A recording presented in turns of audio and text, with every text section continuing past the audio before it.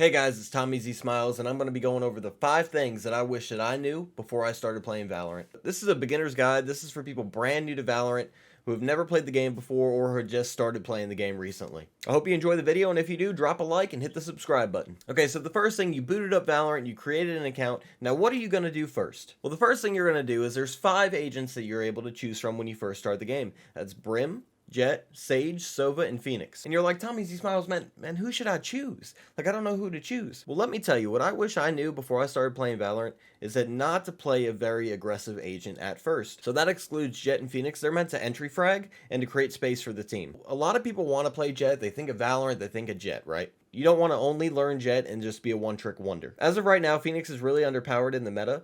His ult is really good though, but that's about all he's got going for him. And then you have Sova as well. You should exclude Sova as well when you first start playing Valorant. Sova requires a lot of lineups for either his shock darts or his recon bolt in order to be beneficial to the team. The 2 agents I recommend you playing first are Brimstone or Sage. Brimstone is in the controller class, and what a controller means, why he's a controller, is he's pretty much controlling the map. He's using his smokes to block off line of sight and to prevent enemies from entering onto site as well. And then you have Sage. Sage is there to heal your team. She can slow enemies' advances or stop them completely. Now both these agents are more passive, meaning they play back a little bit more. They're not really meant to entry frag. And that's the type of agent I recommend you play it first. Now what should you do before you even start playing a match? First things first, you need to go to the range. The range has so many useful tips. It has bots. It has scenarios for you to play out, either planting the spike or defusing the spike. And it also allows you to practice with your agent's abilities in order for you to get more comfortable with them. Now in the range, you'll be able to practice your aim by shooting the bots. Practicing shooting the bots is actually really useful. You can turn them on to strafe, which is just moving side to side. I recommend using the sheriff and trying to keep your weapon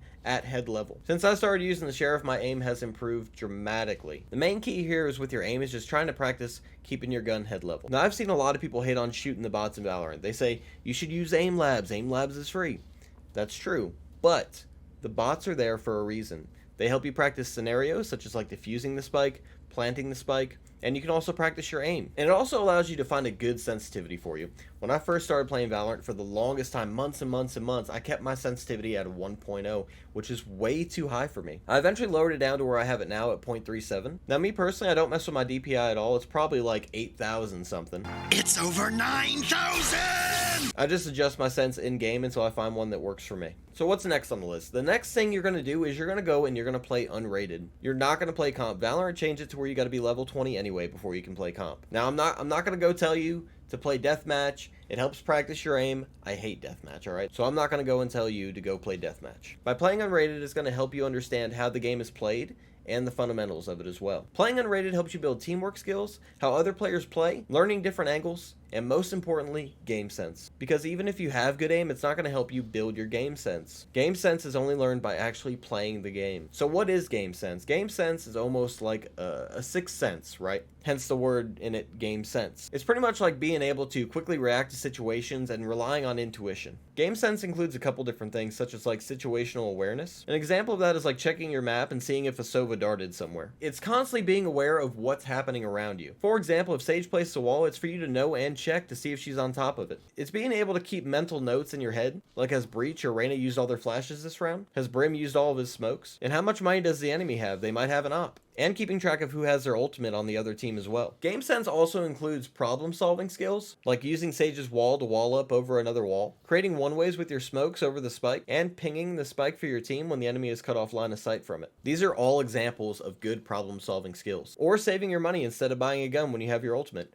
Good examples of this are like Chamber and Neon. By saving money, this allows you to buy for your team, and the better weapons your team has, the better chance they have of winning the round. Now that also leads me to my next topic, which is having a good economy and knowing when to buy and not to buy, and this is one of the most important things in Valorant. Now for newer players, economy can be a little confusing or overwhelming, especially when you want to win the game. Now you need to learn how to manage your money, like when to buy a gun, when to buy utility, what utility can I buy this round that benefits my team the most, as well as when to save your money and maybe take a loss, but being able to full buy next round and hopefully win the round. Now important things to know, each kill gives you 200 credits, planting the spike gives you 300 credits, which you see a lot of pro players do. They, even if they win the round and kill all the enemies, they still plant the spike, and they do that for the credits. And winning the round gives you a whopping $3,000. Now, the max amount of credits you can have in Valorant is 9,000. So if you're getting around the 6 to 9,000 area, that means you're doing a good job at managing your economy. Now, to go along with economy, there are 5 different types of rounds. You have eco rounds, light rounds, force buy rounds, bonus rounds, and full buy rounds. So an eco round is where a team can't afford to buy this round. It needs to save money to buy next round. Light rounds are where teammates usually buy a cheaper but better than pistol weapon, and they usually get light shield to go along with it. Now, by doing this, you should make sure you save yourself enough money in order to full buy next round. The next type of round is the force round, and that's where your teammates really shouldn't buy weapons but strategically do so in hopes of winning that round.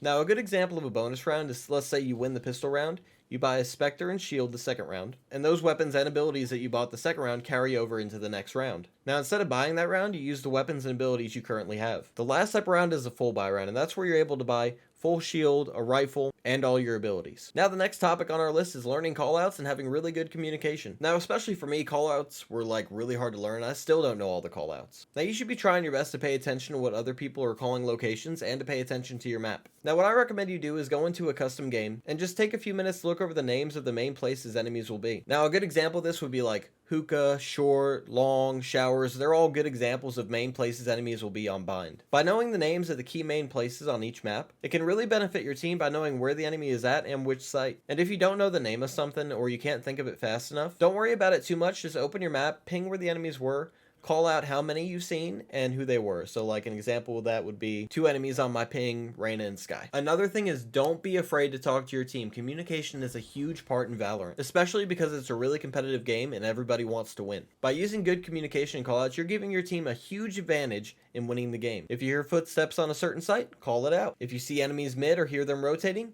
call it out. And if you see utility being used, call that out too. Now, that part will go back to game sense on keeping track of how much utility your enemy is used and to help you win the round. Now, if you die in that round, that doesn't mean the round is over for you. You need to be calling out where the enemy was, who the enemy was, and how much damage you dealt to them. Doing this helps your team out so much just by knowing those 3 key pieces of information. Now, you can also remind your teammates on what kind of utility they have left.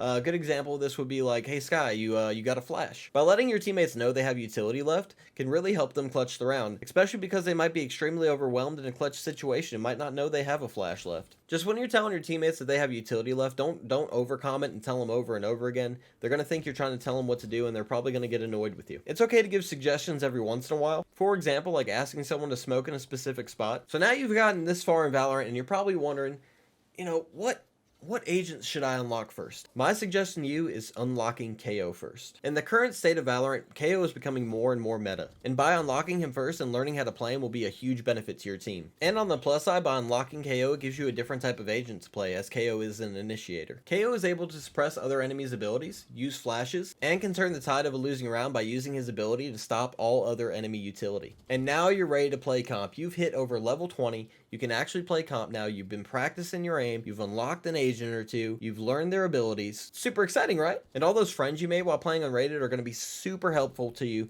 when you go to play comp. Now, when you go to play comp, I recommend you have at least a duo, or preferably a 3 or 5 stack. Having more players in your party eliminates so many possibilities of what could go wrong, as in like people throwing games, hostile teammates, solo dolo players just wandering off, and people going AFK. That is the worst, I promise you. Trust me when I say this, you will climb the ranks so much faster if you have good teammates, just by everybody working together and having really good communication. Guys, I really hope this video helped, and if it did, I hope you drop a like and hit the subscribe button.